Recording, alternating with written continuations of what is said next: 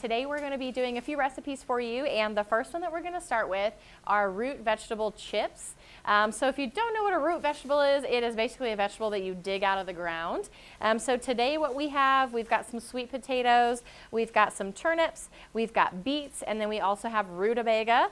I've went ahead and sliced these vegetables because they're a little bit tricky. I don't want to cut my finger off on camera. So you just slice them pretty thin, maybe like 1/8 of an inch or so. You can see kind of similar on this. We were able to get this one a little bit smaller. So just chop up the veggies or slice up the veggies, and then we're going to add some oil and some seasonings. All right, we've got our olive oil here. Just going to do a drizzle on top, a healthy drizzle.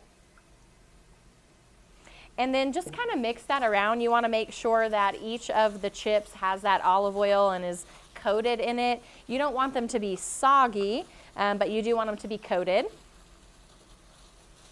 Okay, and then we're going to do a little bit of Himalayan sea salt. We've got the pink Himalayan sea salt from the salt spice store that you know we love here. And this is something that you can completely customize. You know, if you like more of a salty chip, you can add a little bit more. If you're not big on the salt, add a little less. And then just black pepper. We've got a coarse black pepper here, but you can do whatever you want. Toss them around again just to kind of get that seasoning mixed in. Okay, and then we are going to pop these in the air fryer. You can also do them in the oven. It just takes a lot longer.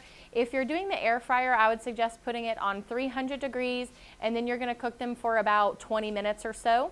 If you're doing them in the oven, you probably want to go more like 200 or 250, and you may have to cook them for like longer than an hour. So just be mindful of that if you're doing that. We're going to pop these in the air fryer and wait about 20 minutes. Okay, so we've got another batch of the root vegetable chips going, but we've finished a couple batches already. And so you can see this is the finished product. It looks very beautiful, especially whenever you have the red beets in there. If you don't like beets, this is a great way to try them. And so we thought this might pair really well with the salsa that we've made. So I'm going to go ahead and just try it out. The root vegetables are, you know, fairly bland, so I think this salsa will really bring out that good flavor. And it does. I was right. Okay. I want you guys to try this. It's really good. It's super easy.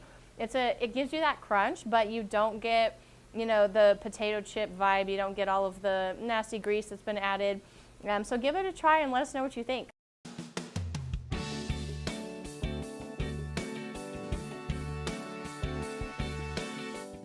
Recipe that we have for you guys is just a homemade salsa. So a pretty basic recipe, but one that you can use for a lot of different things.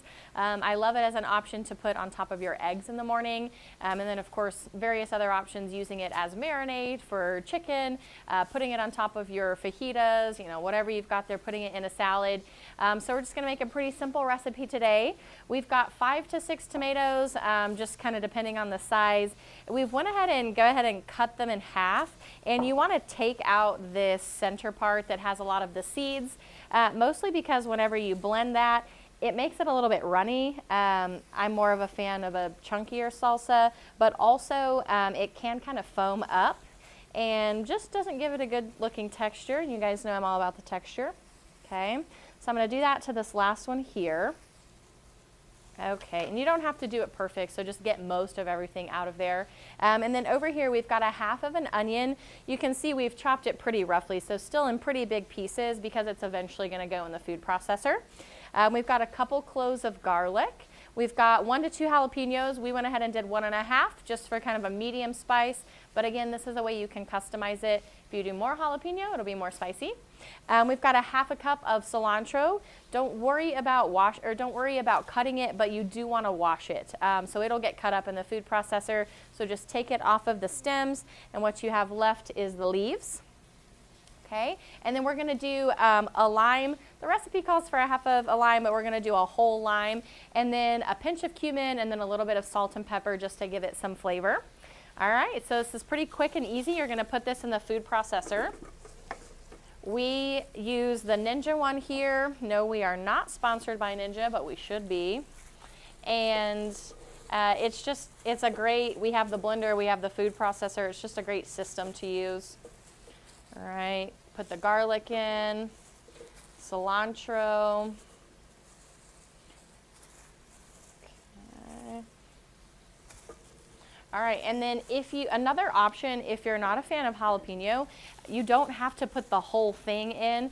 The seeds are what makes it spicy, so you have the option. You could do, a half of a jalapeno with seeds, and then the other jalapeno, just take the seeds out and put the actual pepper in. So you've got some options there for spice. Jalapenos are also kind of, it's kind of a gamble because it depends on how much in season they are. If it's a very ripe jalapeno, it'll probably be a little bit spicier. If it's not so much, it's not super fresh, maybe a little less spicy. So you're always kind of just guessing there, but you can always adjust, start small and add more. And then we're gonna go ahead and add the juice of the lime. It's kind of dangerous to do this with a knife, but I always put something in the middle so that you can help to juice it. You can kind of turn that around there.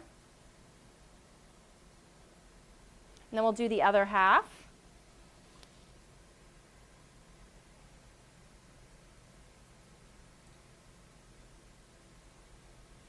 Okay. All right, and then we're going to do a little bit of the salt and pepper. I forgot cumin, but put a little scoop of cumin in there, just a pinch.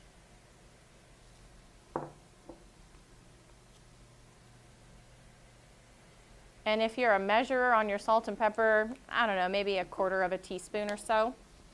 We'll put the lid on and blend it up. Okay, on the Ninja blender, it's got a few different settings. I'm gonna use the chop because I don't really want it to be like super smooth. So I'm just gonna use the chop feature. I'm gonna go ahead and do that now.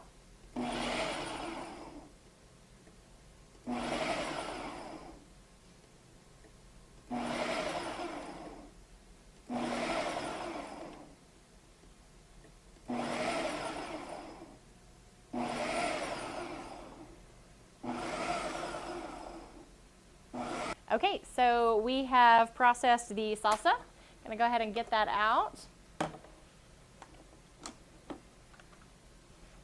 Okay. All right, and so like I said, this is gonna make more of a chunky salsa, which is always my preference.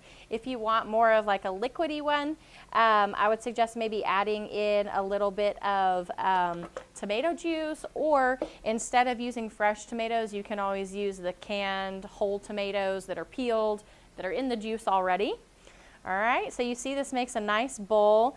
I'm gonna go ahead and try it just to give you guys an idea of how spicy it is, with the preface of I am an absolute wimp with spice. All right, so here we go. Spicy, but also very good. Doesn't have too much of a garlic flavor. If you want more of that garlic flavor, just add more. If you want less spice, add less spice. But overall, yeah, just a really fresh, good salsa recipe. So I hope you guys enjoy.